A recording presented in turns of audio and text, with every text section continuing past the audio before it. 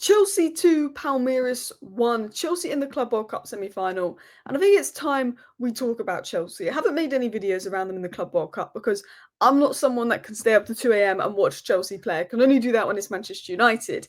But I did catch up on the game this morning because I actually really wanted to take a look at Estevao, and he did not disappoint. He was excellent. I'm going to talk about Estevao. I'm going to talk about Joao Pedro Santos. Why I think Joao Pedro will shock some Chelsea fans who I saw a few Chelsea fans who did not like the signing because I feel like Chelsea have signed a lot of these. Are they nines, but are they tens? You know, and Cuckoo, Joao Felix, all of that. And I can understand why Chelsea fans don't like that profile of player. But I did a video obviously talking about why I think Joao Pedro would be a good signing. I think he'll shock Chelsea fans. I thought he was excellent. I thought Santos did well. I thought Chelsea played really well because I think Chelsea played really well to begin with. Cole Palmer, fantastic goal, and then they dropped off a bit, and then Estevao scored, and Palmeiras grew some confidence, and Palmeiras got into the game. But then Chelsea ended quite well, could have made it 3-1. Gusto, who I've been a little bit critical of this last year for Chelsea, I thought had a very good game. And people might say just a 2-1 win over Palmeiras, but Palmeiras and the Brazilian sides have shown their quality in this Club World Cup. I think since the Club World Cup, everyone's ranking the Brazilian sides a lot higher than they used to. Also, the Brazilian sides are halfway through their season, whilst Chelsea's at the end of their season, so they have that natural advantage as well in terms of fitness, in terms of, you know, everything there. But you look at Palmeiras, and they're a very good side, and they've caused a lot of teams issues. The Brazilian sides have caused a lot of teams issues. So Chelsea getting a 2-1 win over them is not an easy thing to do. Not an easy thing in the slightest. And one thing that kind of shocked me about Chelsea was the lineup. Obviously, Reece James was going to start over Santos, but he got injured in the warm-up. But it really kind of shocked me, this lineup today of, why don't you just play Reece James at right back and start Santos in midfield? But it worked. It worked quite well. I think, you know, Colwill was very good today, actually. Some people say he could do better for the goal, but I thought he had a very good game. Chalobah did very well, stepped up, line-breaking passes, good ball into Palmer, which helped with the first goal. Enzo Fernandez's movement is really good. Cucurella had a very tough game against Estevao, and he was fine. Estevao was causing problems whenever he got on the ball. And Cuckoo Neto must have been incredibly hard for Neto to play with the loss of Diogo Jota.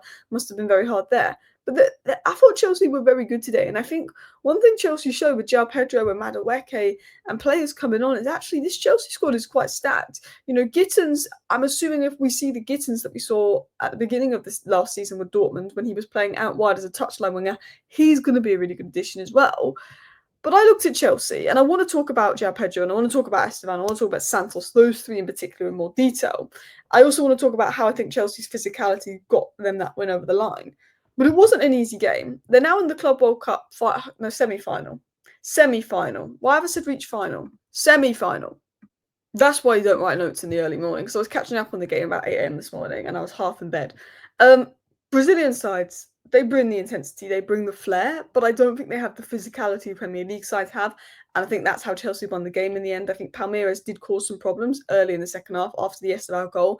And how many times across the season in 2025 have we seen Chelsea start a game? Chelsea start a game looking really good. Chelsea look fantastic in a game. They go 1-0 up. I think, wow, Chelsea look really good. They've gone 1-0 up. They started the game really well.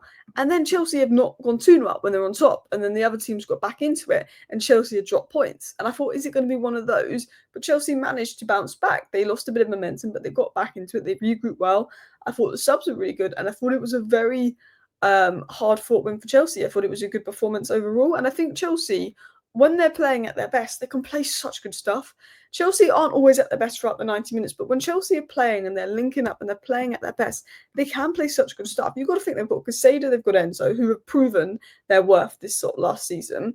You've got Santos coming in. You've got Cole Palmer. We know how good he is, let's be honest. You've got Estevao, who's going to come in next season.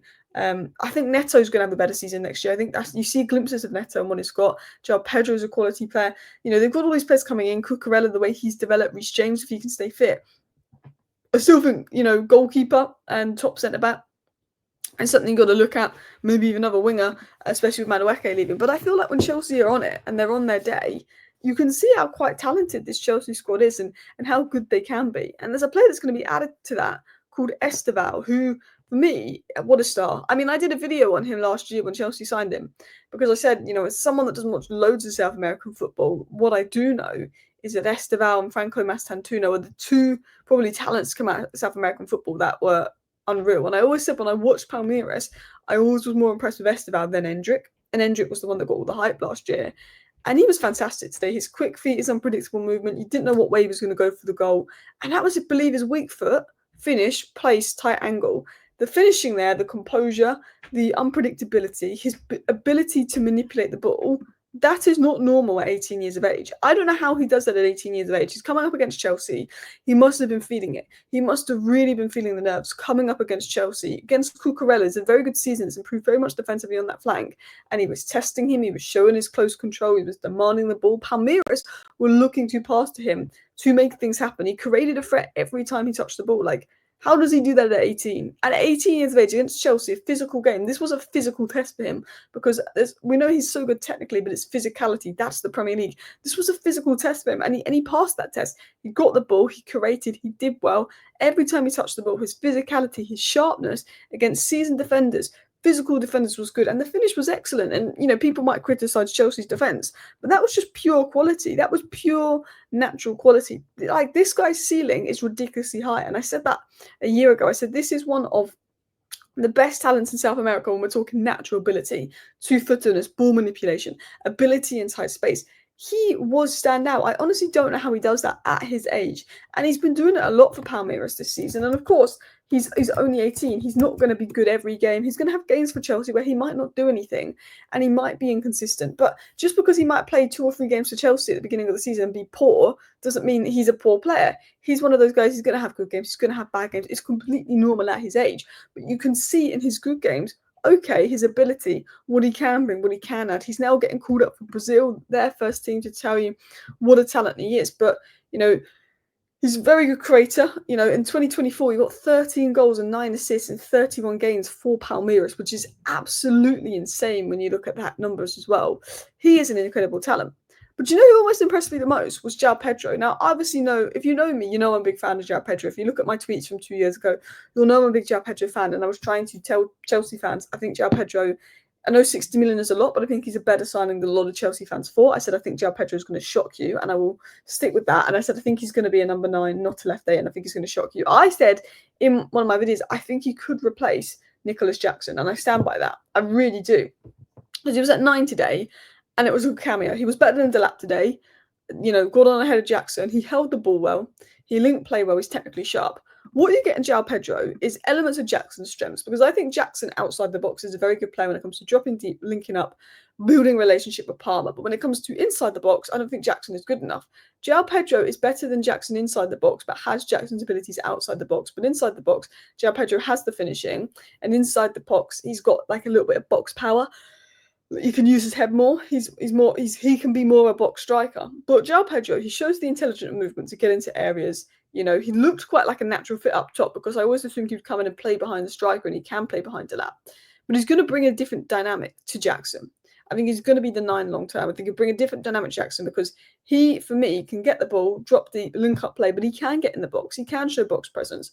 But what impresses me about Joao Pedro is his little touches, his little bits of control, his little bit of passes, his 1-2s, his movements, his intelligence. I honestly say this now. I do think Joao Pedro will shock a lot of Chelsea fans. I know Nkunku's not worked. I know Joao Felix has not worked. Kai Havertz has not worked. You keep bringing in these players that aren't number 9s. They play best just behind the striker, but they're not a number 10. And it's like not really worked at Chelsea. And it's not. But I just think he's a good player. I want to talk about Santos as well. I don't want this video to drag on much more than 10 minutes. So let's talk about Santos, who really impressed me. Of course, I want to see Santos in the Premier League against physical Premier League players. It's not as physical against Palmeiras, but he did well. 9 duels won was excellent. 4 tackles won was excellent. He showed intelligence. He positioned himself well. Caicedo, massive miss. Caicedo was Chelsea's best player last season. Didn't notice Caicedo was gone. I think that tells you everything you need to know about the Santos performance. He did really well, and I think him and Enzo combined well. They progressed play well.